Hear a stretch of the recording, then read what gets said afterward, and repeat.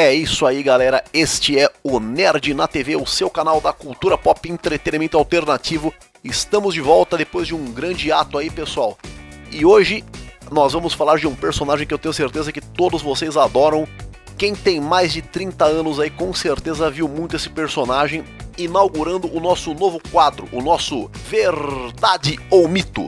E nesse quadro a gente vai avaliar aí algumas afirmações que são feitas sobre determinados personagens, correto? E entender se isso é ou não aplicável na prática. E o nosso querido analisado de hoje será o Ikki, Cavaleiro de Bronze de Fênix. Sem sombra de dúvida, um dos personagens mais carismáticos de todos os animes que já passaram aqui no Brasil. Que 7 em cada 10 fãs de Cavaleiros devem ter o Ikki como seu personagem favorito. E uma das alegações que é feita sobre esse personagem é de que ele seria, no auge do seu poder, mais poderoso do que os personagens que possuem aí domínio pleno sobre o sétimo sentido. Ou seja, os Cavaleiros de Ouro e os personagens, os guerreiros de elite de outras entidades. E nós sabemos, logicamente, que o Ikki, né, isso é dito o tempo todo e mostrado com imagens, que o Ikki ele é de fato o mais poderoso dos Cavaleiros de Bronze. Ele possui maior poder destrutível, ele é mais rápido, ele possui domínio sobre um campo que nenhum Cavaleiro de Bronze possui, que é o campo psíquico, né? Ele possui ataques psíquicos. E além disso ele tem uma armadura que tem um trunfo que nem as armaduras de ouro possuem. Ela ressurge depois de destruída, correto? E a gente vai tentar responder aqui o seguinte: o quanto ele é mais poderoso do que esses outros Cavaleiros de Bronze? Será que ele atinge mesmo o patamar dos Cavaleiros de Ouro, pessoal? É isso que a gente vai analisar. E como o Ikki ele é um personagem que possui muito filler no anime, nós vamos analisar apenas aquilo que foi mostrado do mangá. Mais uma coisa, pessoal, nós avaliamos em ordem de relevância aquilo que é mostrado, ou seja, os feitos, aquilo que com imagens foi mostrado no mangá.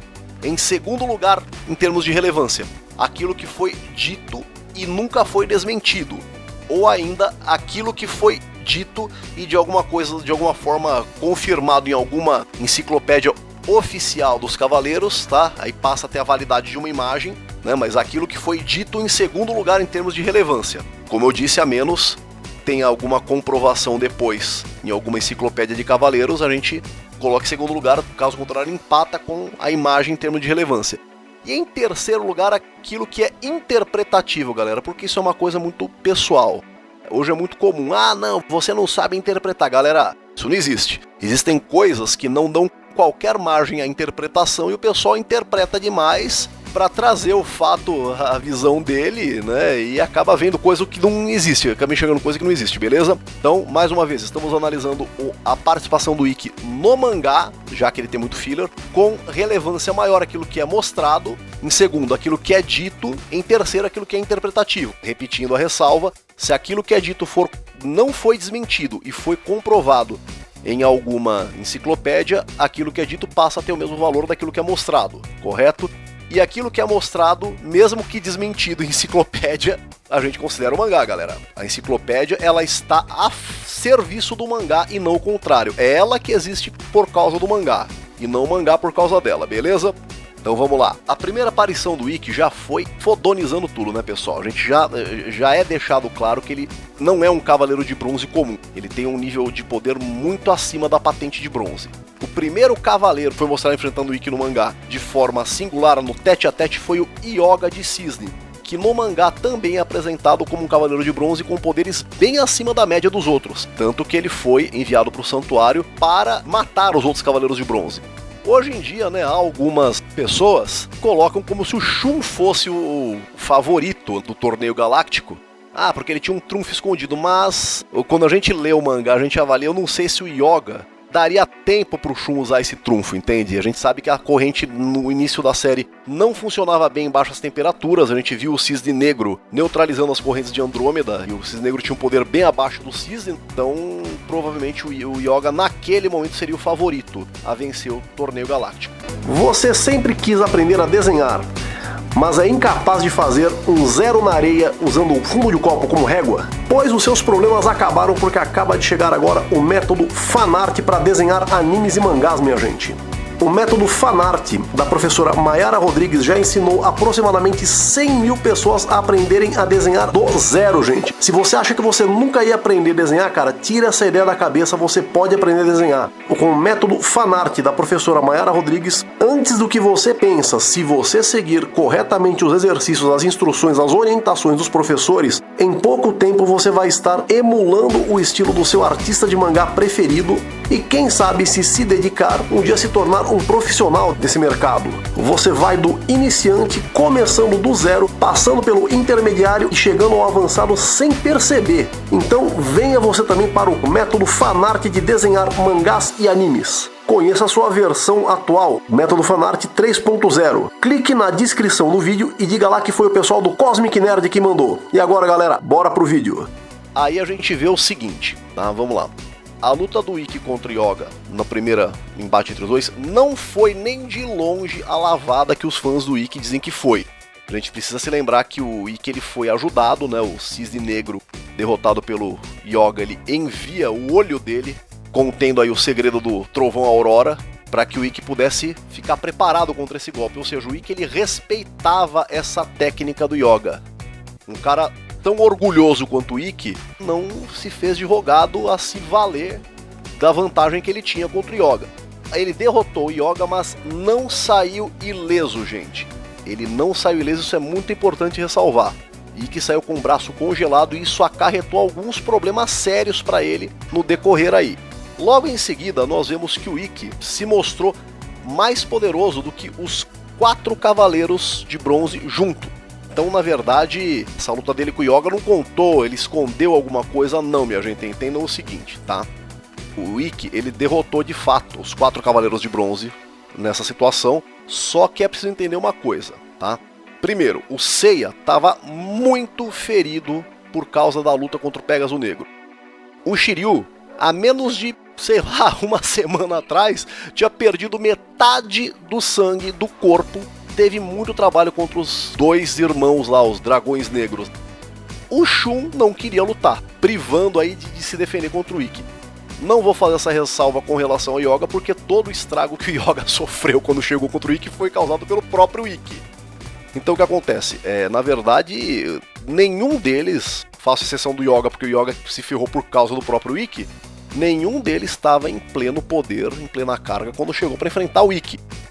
Mesmo o Ikki estando com um braço só, isso fez menos falta a ele do que os outros que estavam sem as armaduras, entendeu? Não tinham nada a favor deles, entendeu? Além do número. Ainda assim, é preciso entender. Quando o Yoga ressurge aí de o Ikki ter pensado que matou ele algum tempo atrás, o Yoga consegue rebater o golpe fantasma de volta pro Ikki. E ele fez isso por mérito próprio do Yoga. Aí a gente tira daquela, o Ikki ele era, de fato, já era desde o início bem mais poderoso do que os outros Cavaleiros de Bronze, mas não o bastante pra gente imaginar que ele esteja fora da patente, ainda não. Nesse momento ainda não. Também preciso lembrar que o Seiya, né, ajudado pelas correntes do Shun, pelo escudo do Shiryu e pelo pó de diamante do Yoga, ele conseguiu fazer frente ao Ikki. Então aqui a gente já tira uma base sim, o Ikki ele estava muito acima da média, a gente descobre que o Ikki para pegar a armadura de Fênix ele teve que lutar com toda a Ilha da Rainha da Morte, e que ele foi o primeiro cavaleiro da história a ter a armadura de Fênix, é um feito e tanto. Avançando um pouco no tempo, agora nós vemos sim um Ikki mostrando aí um poder muito acima da patente dos de bronze. Quando ele vence 3 cavaleiros de prata, né? Cavaleiros com a patente superior a dele, aparentemente sem esforço e com um braço só, com um braço congelado. O braço que o Yoga congelou ainda estava congelado quando ele enfrentou esses 3 cavaleiros de prata. Ele derrota o Jamian de Corvo, Capela de Auriga e o Dante de Cerberus. Tá? E fez isso com um braço só. Então aqui a gente começa a entender que ele não apenas era mais poderoso do que os outros de bronze, como ele superava um cavaleiro de prata com poderes medianos. Poderes até acima da média, né? Apesar do Capela e do Dante talvez não terem mostrado todo o seu potencial, mas também porque não tiveram tempo e que não deu chance deles fazerem isso. Essa é uma característica muito interessante do Ikki, ele não pega leve, ele já começa a luta dando tudo de si, ele é tipo o Vanderlei Silva no auge da carreira, ele quer acabar com a luta rápido. Isso é uma coisa que faz ele um personagem único. Mas o assunto aqui, né, pessoal, é se ele supera os Cavaleiros de Ouro, né? Ou ainda os outros guerreiros de elite, né? Os Juízes do Inferno, os Generais Marinas. A questão aqui é essa, né? Então vamos lá. O Ikki, em primeiro combate, em um primeiro encontro contra o Shaka, isso acontece ainda na Ilha da Rainha da Morte, logo que ele pega a armadura de Fênix, ele é tirado pra nada. Fica muito claro, logo no seu início, ele não teria a menor chance contra um Cavaleiro de Ouro do nível do Shaka. É derrotado rapidamente, o Shaka inclusive bloqueia a memória dele para que ele não se lembre do encontro dos dois. E os dois só vão se encontrar novamente na Casa de Virgem, quando o Shaka já havia derrotado os outros 3 Cavaleiros de Bronze. Ele tinha derrotado o Shiryu, o Shun e o Seiya. O Yoga estava congelado na Casa de Libra. Vê essa evolução rápida que o Ikki tem. Da fase dos de bronze para os de prata, ele já era páreo para os Cavaleiros de Prata. Na fase dos Cavaleiros de Ouro, ele, a quilômetros de distância do Santuário, ele foi capaz de quebrar a concentração do Saga. Não é para qualquer um, né? Ele salvou o Shun na Casa de Gêmeos, bem distante do Santuário. Ele conseguiu localizar o Saga e quebrar a concentração dele. Não é para qualquer um, estamos falando do Saga de Gêmeos, pessoal. E aí o que acontece? Quando ele chega pro embate contra o Shaka na Casa de Virgem, isso é tido por muitos fãs do Ikki como o grande feito dele. Nossa, como ele é poderoso e tal, ele é o cara, mas galera, vamos analisar friamente. A vitória do Ikki sobre o Shaka foi muito semelhante à vitória que o Yoga teve sobre o Miro. Miro, ele admite que perdeu, foi salvo pela armadura de ouro. Quando a gente observa a luta do Ikki contra o Shaka, a primeira parte da luta ela é quase um monólogo. Tudo que o Ikki faz é rechaçado com muita facilidade. O golpe fantasma do Fênix, que é o grande trunfo do personagem, não funcionou contra o Shaka, e o Shaka ainda aplicou um golpe. Ele mostrou que tinha uma defesa psíquica muito superior àquilo que o Ikki poderia varar, e ainda atacou a mente do Ikki também. Ele devolveu o golpe, né? Fez o Ikki ver a ilusão. Aí a gente vê, logicamente, né? O Ikki ele tem certas características que até respeitada pelos Cavaleiros de Ouro, né? Ele foi enviado aos 6 mundos da Metempsicose, e ele retorna com as asas de Fênix. Isso daí é notável. Na mesma luta, o Shaka ele desintegra o Ikki volta mais uma vez ainda. Lembrando que a gente sabe que o Ikki sempre volta mais poderoso do que quando foi. O Shaka ele destrói os sentidos do Ikki, correto? E em seguida o Ikki, utilizando aí o que sobrou do cosmo dele, consegue atingir o 7º sentido. Ele segura o Shaka e eles vão para outra dimensão. Isso daí todo mundo viu. Mas aí o que acontece? Quem se lembra? O Shaka se comunica com o Mu. O Mu deixa claro que o Shaka poderia sair daquela dimensão na hora que quisesse. E o Shaka queria, na verdade, o Mu trouxesse o Ikki de volta. Por quê? Porque o Ikki não estava em condições sequer de ressuscitar, como ele sempre faz. E ou seja, agora a gente faz uma pequena pausa aqui. Alguém lembra da paródia de Pegasus Fantasy chamado Phoenix Fantasy? Onde é dito que o Ikki nunca precisou do Mu? Olha a mentira aí, o Mu trouxe o Ikki de volta. Não fosse isso, não rola não, gente. E quando o Shaka retorna, o Shaka tá inteiro, pessoal. Ele tá pronto pra outra. O Ikki tava em estado de coma. Foi o Shaka quem devolveu os sentidos pra ele poder voltar e ajudar o Seiya a lutar contra o Saga, correto? Então a vitória do Ikki ela foi uma vitória moral, não foi esse massacre a provar que o Ikki tinha superado os Cavaleiros de Ouro de forma alguma. Quando o Ikki volta pra enfrentar o Saga, agora a gente faz uma outra ressalva, galera. O Ikki também só pegou pedreira, hein, pô. Pega o Shaka, logo em cima pega o Saga. Só pegou pedreira nas 12 casas. Qualquer um seria uma pedreira, mas esses dois eu acho que pelo menos naquela fase eram os mais, né? E aí o que rola? Esse talvez seja um dos maiores feitos do Ikki. O golpe fantasma de Fênix, ele causa um efeito real na mente do Saga. A ponto do Saga, um dos cavaleiros considerados os mais poderosos, com um poder psíquico respeitabilíssimo, ele força o Saga a reconhecer que no campo psíquico os dois travariam uma batalha de 1000 dias. E que um cavaleiro de bronze seria capaz de travar uma batalha de 1000 dias contra o Saga no campo psíquico. Isso já é o bastante para você aplaudir esse personagem, mas quando a luta passa para o plano físico, o Saga simplesmente varre o chão com o Ikki. Ele tira o Ikki para nada, não dá a menor chance para o Ikki e ainda finaliza a luta com uma explosão galáctica. Ikki não teve sequer condições de ressuscitar naquele momento, gente. Na Batalha das 12 Casas, realmente o Ikki ainda não estava a páreo para um Cavaleiro de Ouro, correto? Quando o Ikki retorna na batalha dos Marinas, contra os Generais de Poseidon, ele enfrenta a Casa Rio Múnades. A impressão que se dá é que o Ikki estava bem ressentido com o que o Saga fez com ele, porque ele descontou no Kasa, né? Deu uma surra histórica no General Marina, tirou pra nada mesmo, arrebentou, trucidou e não deu a menor chance pro Marina. Kasa Ryumunades não era um dos mais poderosos dos Marinas, mas ele tinha métodos perigosos, né? Isso é dito inclusive no mangá e no anime. Mas ele foi trucidado pelo Ikki, essa é a verdade. Quando o Ikki passa a enfrentar Kanon, que na verdade é um cavaleiro de ouro, né? É uma espécie de cavaleiro reserva da Casa de Gêmeos, né? E que estava disfarçado de Marina.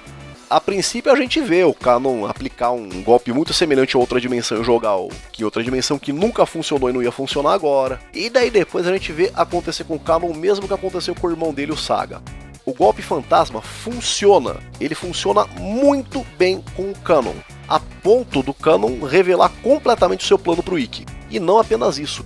O Ikki, que já havia sobrevivido a uma explosão galáctica, foi capaz de conter a explosão galáctica do Kanon. Ainda que a gente chegue na conclusão que o Kanon não era tão poderoso quanto o Saga, pô, a diferença não é tão grande assim também, né, gente? O Ikki conseguiu um feito de resistência impressionante ao conter uma explosão galáctica. Realmente é coisa que cavaleiros acima da patente do Ikki não fizeram. Realmente impressionante. O problema foi quando o Kanon voltou a si. A gente admite, logicamente, que o Ikki, que enfrentou o Kanon, é mais poderoso do que aquele que enfrentou o Saga, já que ele ressuscitou. E ele sempre ressuscita mais forte. O problema é que quando o Kanon volta a si, mais uma vez a gente vê a galáxia de diferença que há entre a habilidade de combate de um cavaleiro de ouro e um de bronze. O Kanon dá uma surra no Ikki muito parecida com a que o Saga tinha dado antes. Ele realmente espanca, ele surra o Ikki. O que dessa luta a gente extrai a seguinte lição: o Ikki, se ele tivesse aplicado o golpe fantasma e aplicado qualquer outro golpe de poder mais destrutivo, ele teria sim, nesse momento ele tinha uma chance real de derrotar o Kanon. O Ikki já estava aí sendo capaz de tocar o sétimo sentido com uma facilidade maior e se manter usufruindo dos benefícios do sétimo sentido por mais tempo. Quanto mais vezes se alcança o sétimo sentido, mais fácil se torna alcançar. É isso que a gente nota na evolução não apenas do Ikki, mas de todos os Cavaleiros de Bronze. Fase seguinte, aí nós vemos o Ikki enfrentando os Juízes do Inferno. O Ikki, ele chega no meio da batalha, inclusive é o Kanon que estava tendo dificuldade contra os 3 juízes, e ele chega para enfrentar o Aiacus. A gente vê o Aiacus aplicar o seu golpe no Ikki, a gente vê o Ikki voltando e conseguindo sobreviver ao primeiro golpe, sobreviver ao segundo e consegue virar a luta e vencer, correto? Essa talvez seja o maior feito do Ikki em termos de vitória, já que os Juízes do Inferno são considerados tão poderosos quanto os Cavaleiros de Ouro. A gente pode fazer algumas ressalvas? Sim, a gente pode. Por exemplo, o Aiacus, nossa, ele superou porque o Aiacus já tava vencendo o Kanon. Pera aí. O Aiacus não lidou com o Ikki com a mesma cautela que ele lidou com o Kanon. Você não enfrenta um Cavaleiro de Bronze e um de Ouro com o mesmo espírito, correto? Ele subestimou o Ikki, que já estava observando as técnicas do Aiacus. Tem tudo isso, tá?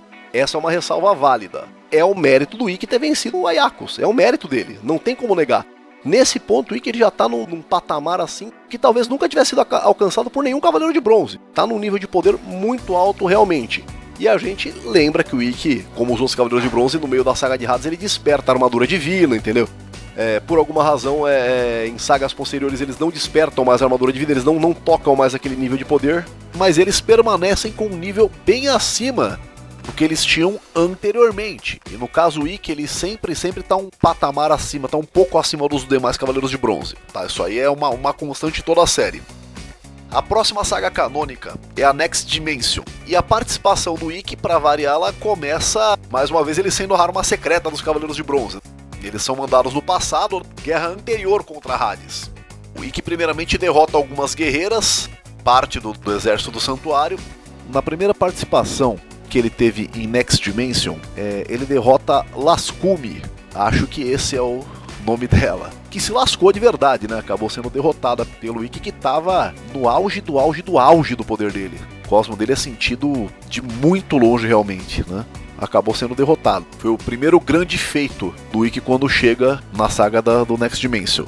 Já quando ele chega nas 12 casas da guerra anterior contra Hades, ele encontra Xion derrotado por Sukkyo, e ele trava uma luta com ele, consegue atingir ele com um golpe fantasma, mas ele tomba derrotado pelo Sukkyo. Ele afeta o Sukkyo, né? De fato, o golpe fantasma está cada vez mais poderoso, mas ele não é o suficiente para que ele derrote o espectro, né? Acabou tombando juntamente com o Xion. Adiante nas 12 casas, ele também acaba sendo derrotado pelo Cavaleiro de Gêmeos da época, o qual ele chega a dizer que é mais poderoso do que o Saga de Gêmeos. É claro que aí é a opinião do Ikki, né, gente? A gente sabe que sempre tem essa coisa de falar, mas esse cavaleiro é mais poderoso do que aquele outro tal, e no final das contas, nem sempre é, né? Mas de fato foi derrotado por mais um Cavaleiro de Ouro, que só não deu fim no Ikki. A gente sabe que ele voltaria, né? Mas naquele momento não deu fim no Ikki, porque o outro Cavaleiro de Gêmeos achou que não era válido, né? Que não era necessário. Entendeu que ele era um guerreiro justo, né? E na casa de Câncer, o Ikki tá ajudando o Cavaleiro de Câncer a recolher corpos, né? Na beira do Yomotsu, né? Então o que a gente tem aqui é o seguinte, gente. Reunindo todos os feitos do Ikki em combate, tá? O que a gente pode dizer aqui? Seu atual nível de evolução. O Ikki representa sim perigo real contra um Cavaleiro de Ouro numa luta de 1 contra 1.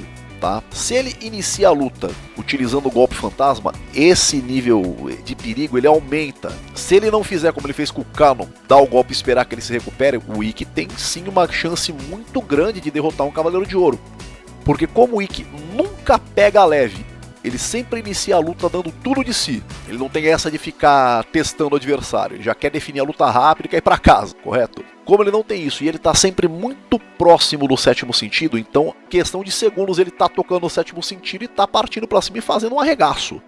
Um Cavaleiro de Ouro que subestime o Ikki, que começa a luta pegando leve, ele pode sim ser derrotado pelo Ikki. Não há a menor dúvida disso. Entretanto, há um problema, gente. Principalmente entre os Cavaleiros de Ouro da atualidade que conhecem o Ikki, todos sabem o quão poderoso é o Ikki. Todos sabem que ele é uma encrenca. Então é difícil a gente imaginar que algum deles fosse pegar leve com o Ikki. E se eles iniciarem a luta pegando pesado, dando tudo de si, fica muito complicado pro Ikki, gente. Fica muito complicado mesmo. Correto? Ele continua tendo o trunfo do golpe fantasma. Entretanto, o que acontece? O golpe fantasma, será que funcionaria uma segunda vez contra o Saga? Já que o mesmo golpe não funciona 2 vezes contra o mesmo cavaleiro? É de se pensar. Ele provavelmente não funcionaria contra o Mu. Lembrando que em episódio G, por exemplo, o Aiolia diz que o poder psíquico do Mu, né, é uma opinião do Aiolia, logicamente, mas ele diz que o poder psíquico do Mu ele parelha com o de um titã, uma divindade. Também acredito que não funcionaria contra o Shaka, ainda em episódio G.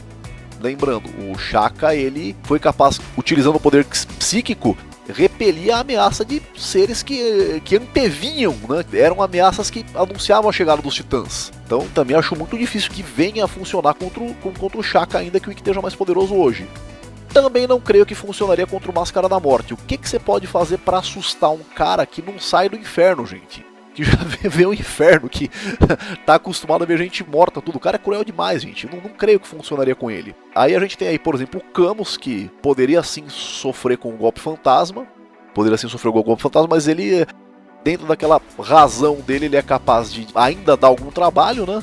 E aí a gente tem aqueles que poderiam ser suscetíveis ao golpe fantasma. Temos o Aldebaran, se mostra suscetível a ilusões na saga de Hades, né? Contra o Niobe de Deep, né? Temos o Shura, também já se mostrou suscetível ao domínio mental quando foi atacado pelo Saga em episódio G. Temos o Aiolia, que já foi também atingido pelo Satã Imperial na saga clássica, né? Temos o Afrodite, que não há razão para acreditar que ele não seria suscetível ao golpe fantasma, correto? Então tem uns cavaleiros que seriam sim suscetíveis a isso, mas o que é que acontece, gente? O Aiolia é suscetível ao golpe fantasma, beleza.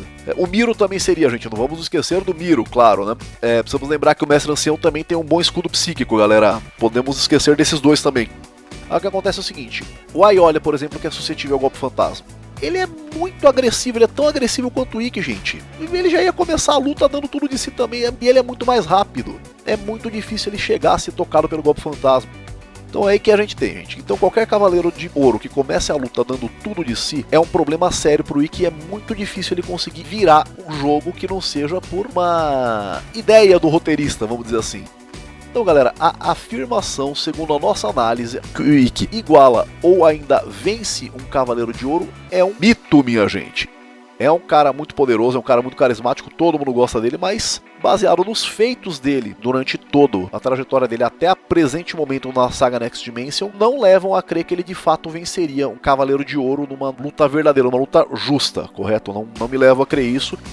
Não sei se ele vai futuramente desenvolver lá os poderes divinos para poder andar com a armadura divina direto, tudo, né? Não sabemos, mas até o presente momento é um mito.